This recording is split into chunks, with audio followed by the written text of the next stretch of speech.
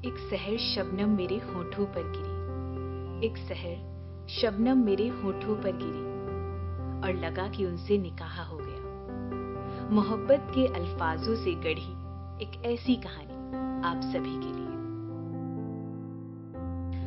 आदाब। यूं बड़ी तहजीब से अपने सिर पे दुपट्टा लिए हुए आपके सामने बैठे हमारा नाम फिरदौस है। हमने सुना था कि खुदा हर किसी के लिए किसी न किसी को जरूर बनाते हैं और वो हमें मिलता जरूर है, और इस बात पर हमें पूरा यकीन था।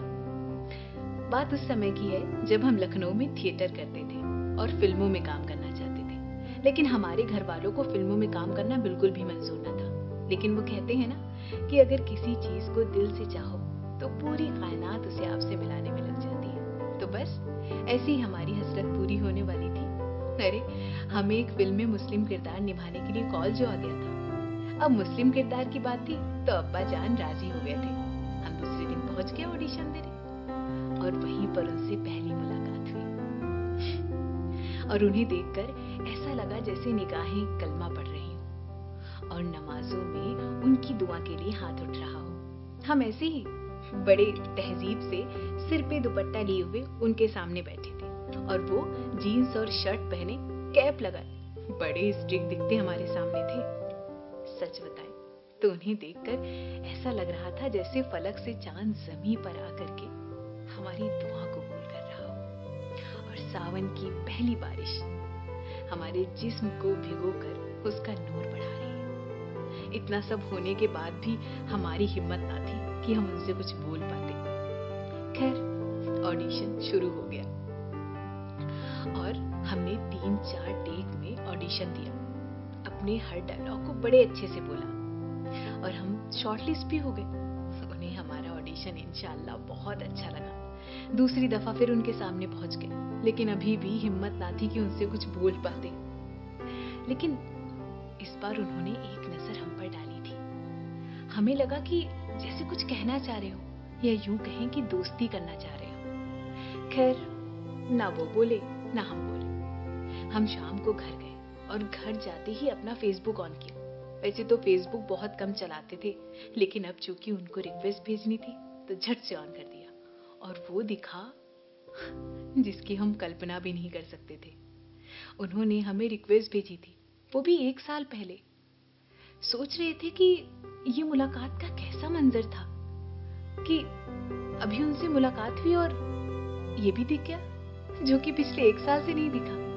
खैर, जो भी हो, वो पल किसी पूरी होती मुराद से कम न था। हमारा ऑडिशन बहुत अच्छा रहा और हमें फिल्म में किरदार भी मिल गया। खुशी इस बात की नहीं थी कि हमें किरदार मिल गया, बल्कि इस बात की थी कि अब वो हमें रोज देखने को मिले थे। 12 दिन का शूट था और वो 12 दिन हमारे लिए बहुत हसीन होने वाले थे। इन सब के बीच में आपको एक बात तो बताना भूल ही गई। 2 महीने बाद हमारा निकाह होने वाला था और देखिए ना, ये बात उन्हें भी पता थी। शायद इसीलिए वो हमसे बात करने में कतराते थे।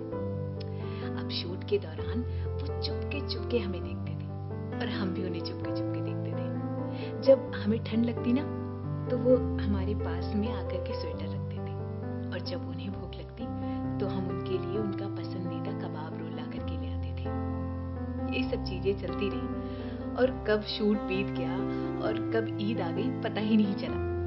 वैसे तो हम ईद में कभी किसी को कोई तोहफा नहीं देते थे, लेकिन इस बार मन किया कि इनको तोहफा देना है, इसीलिए तो पहुंच गए अपने चाचा जान की चिकन की दुकान और चाचा जान से बड़ी हिम्मत जुटाकर कहा कि किसी लड़के के लिए कुर्ता लेना है। और वो तो हमें ऐसे देखने लगे जैसे कि हमने न जाने क्या मांग लिया हो। पूछी, कौन है, किसके लिए लेना है कुर्ता? हमने थोड़ा सा हिचकिचाते हुए बोला, वो चाचा जान हमारे एक सर हैं, तो बाहर से आए हैं ना, तो उनको लखनऊ की एक निशानी देना चाह रहे थे, तो बस इसीलिए आए हुए हैं। खैर, डर डरा करके ये बात बोल दी और चाचा जान ने कुर्ते दिखाना शुरू कर दिया। अब कुर्ते में समझ में नहीं आ रहा था कि कौन से रंग का कुर्ता खरीदे। पता नहीं उन्हें अच्छा भी लगेगा कि नहीं। फिर अचानक याद आया कि उन्हें सफेद रंग बहुत पसंद है, तो इसलिए खरीद लिया हमने सफेद रंग का चिकन का कुर्ता। अब खरीद तो लिया, लेकिन अब हिम्मत ना हो रही थी कि कैसे उनको हम देते।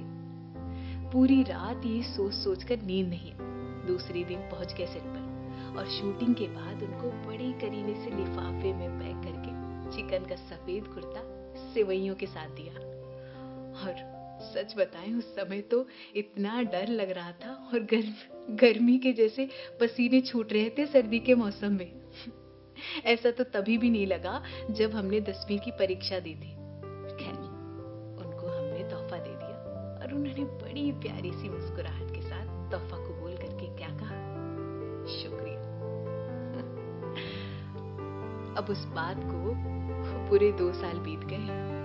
आप सोच रहे होंगे ना कि हमारा तो निकाह होने वाला था, उसका क्या हुआ?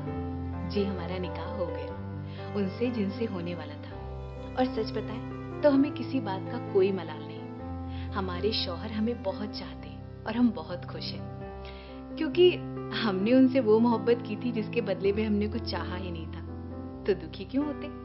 और फिर हमें शौहर भी इतने अच्छे मिल गए थे। लेकिन हमें आज भी वो लम्हा बहुत अच्छा लगता है। आज भी जब उनको फेसबुक पर फोटो डालते हुए देखते हैं ना, उसी चिकन के सफेद कुर्ते में, तो ऐसे जस्ट ऑसम लिख करके एक प्यारा सा लाइक कर देते हैं बस। और एक बात बताएं, हमारे शौहर को भी ये चिकन का सफेद कुर्ता बहुत पसंद है। वही चाचा जान की दुकान से जाकर के लिया था। इस बार बिल्कुल नहीं डरे और उनके साथ जाकर के बड़े प्यार से खरीदा था। ये हमारे हाथ में जो है ना, उन्हीं का कुर्ता है। अभी प्रेस किया है। आज ईद है ना, तो उनको पहनना है। जी, आगे बस। देखिए, जाते जाते आपसे बस एक ही बात कहेंगे कि चाहत कब किससे और कैसे हो जाए पता ही नहीं चलता।